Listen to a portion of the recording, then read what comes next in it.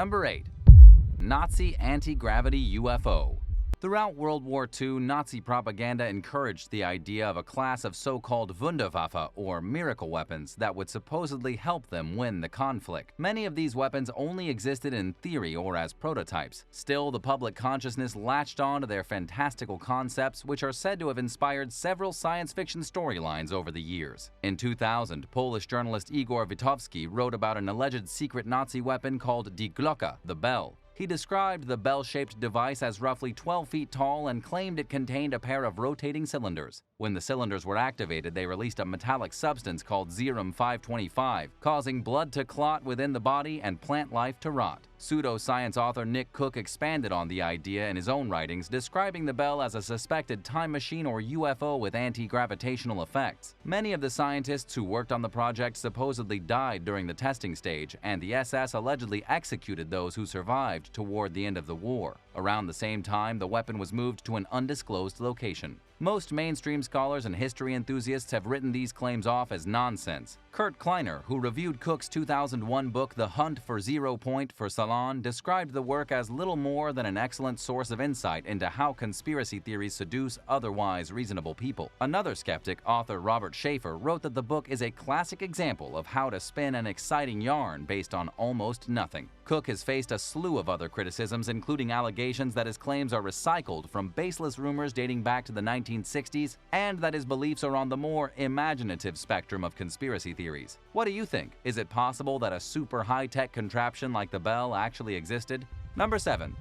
The Battle of Los Angeles. On the night of February 23, 1942, less than 3 months after the U.S. entered World War II following the Japanese bombing of Pearl Harbor, a Japanese submarine surfaced off the coast of Santa Barbara. It fired over a dozen artillery shells at an oil field and refinery. The damage was minor and there were no casualties. Still, it came when many Americans believed that the country was in imminent danger of an attack, sparking widespread panic and paranoia. The next night, the American Office of Naval Intelligence warned military units on the California coast to expect an attack within the next 10 hours. Several hours later, military radar detected an enemy presence roughly 120 miles west of Los Angeles. A total blackout was ordered as air raid sirens blared throughout the city. Around 3 a.m., troops responded to reports of an unidentified object in the sky by unleashing a barrage of anti-aircraft and machine gun fire. The shooting continued for over an hour, lighting up the atmosphere and creating a symphony of terrifying blasts. Finally, after firing 1,400 rounds of anti-aircraft ammunition into the sky, troops were given the all-clear to stop shooting. The military determined that there had been no enemy aircraft nearby, despite wild reports of Japanese planes flying in formation, dropping bombs, and even a plane crashing into a street in Hollywood. Thankfully, the gunfire seriously injured nobody, although several buildings were damaged. Nevertheless, conflicting reports were released in the wake of the bizarre ordeal, leading to even more questions about the so-called Battle of Los Angeles that remain unanswered to this day. Number 6. Forest Swastika. A pilot was flying in Zernikow, Germany in 1992 when he noticed a cluster of yellow trees arranged in the shape of a swastika among a forest of evergreens. Unfortunately, the formation was only visible in the fall, which might explain why it took so long for someone to notice it. Nobody knows for sure who planted the trees. Some say that it was part of a Hitler Youth project, while others believe local villagers planted it to symbolize their loyalty to the Third Reich. Another story holds that a German forest warden planted the trees in 1938. This symbol wasn't the only forest swastika that the Nazis planted, but most of the others had disappeared by the time this one was discovered. It was located deep within the communist East Germany, where it may very well have gone unnoticed by overhead planes. According to some rumors, locals knew about the swastika but didn't want to get involved with the matter. In 2000, local newspapers published an aerial image of the symbol, sparking widespread demands for its removal to prevent it from becoming a neo-Nazi shrine. The angry response among locals indicates that they may not have been aware of the swastika's presence. Later that year, authorities cut down several of the trees, leaving the image obscured but still partially visible. Who do you think planted the trees? Number 5. Secret prisoner list.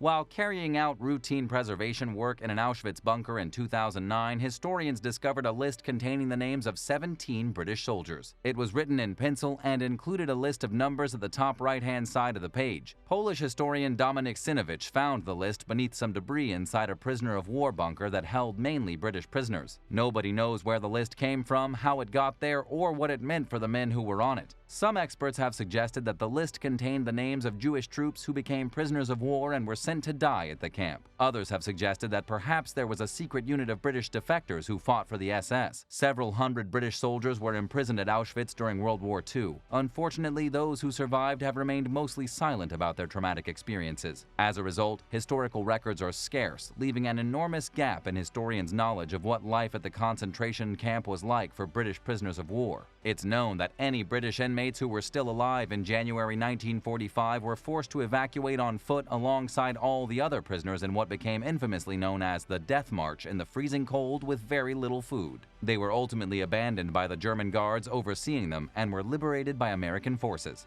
Journalist and author Duncan Little scoured historical archives in 2010 and was shocked to learn how many British troops were imprisoned at Auschwitz. He even found first-hand testimony describing one soldier's experience and believes that this type of information is significant, especially when it comes to combating Holocaust denial. But the details of what life was like for British POWs at concentration camps remain scarce, and the list of names found at Auschwitz only deepens the mystery. If you were taken to a POW camp, would you try to escape or wait to be rescued? Let us know in the comments and be sure to subscribe for more great videos. Number 4.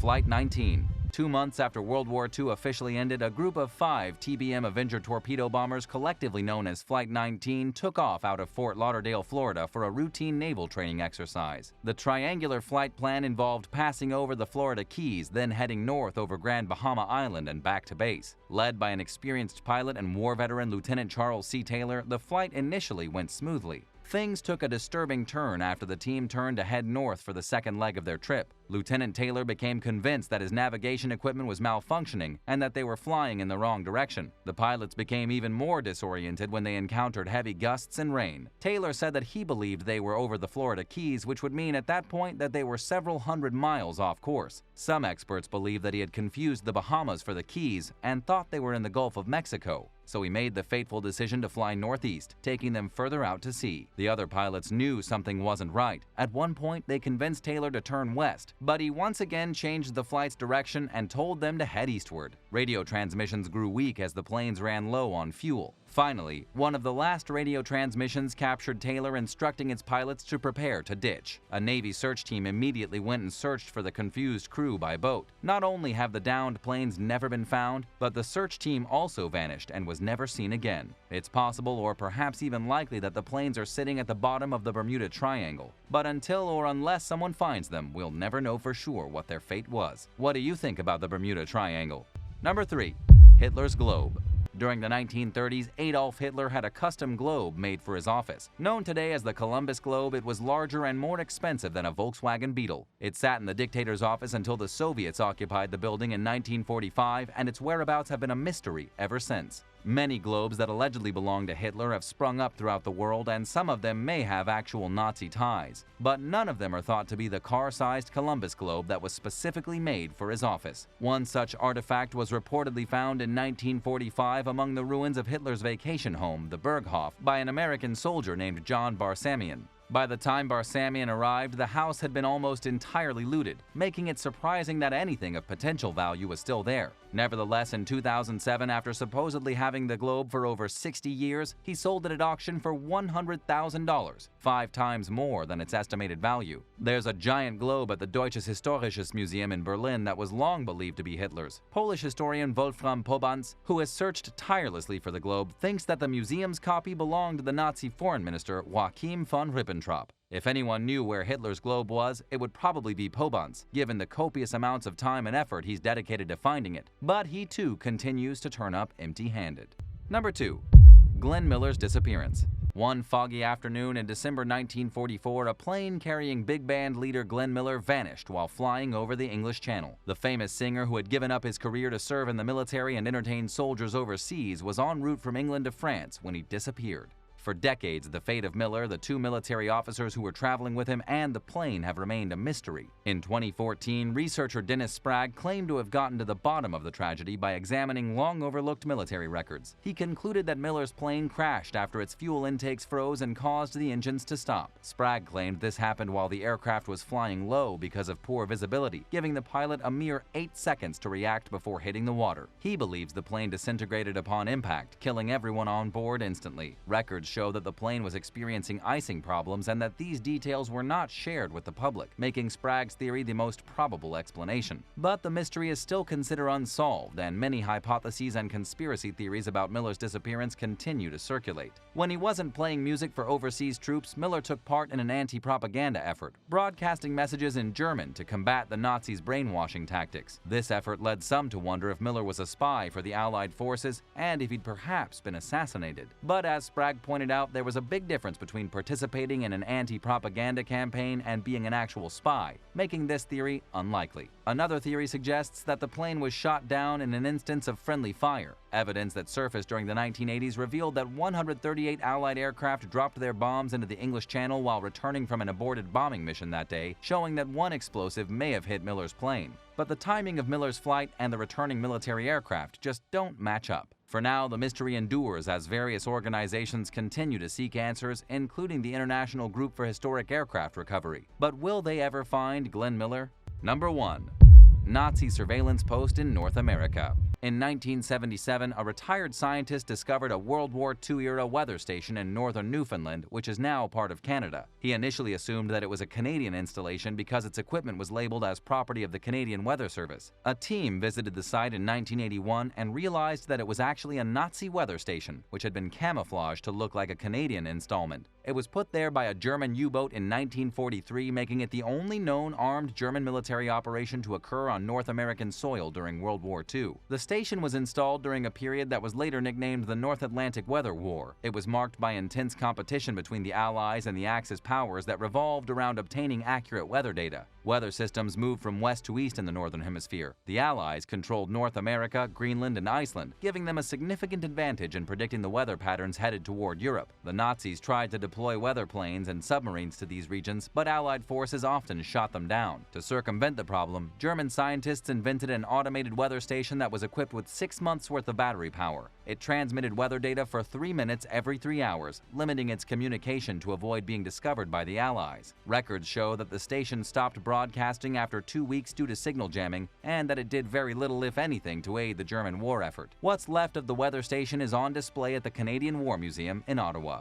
Thanks for watching. What do you think is the greatest unsolved mystery of the World War II era? Let us know in the comments, and be sure to hit that subscribe button for more amazing videos right here on American Eye.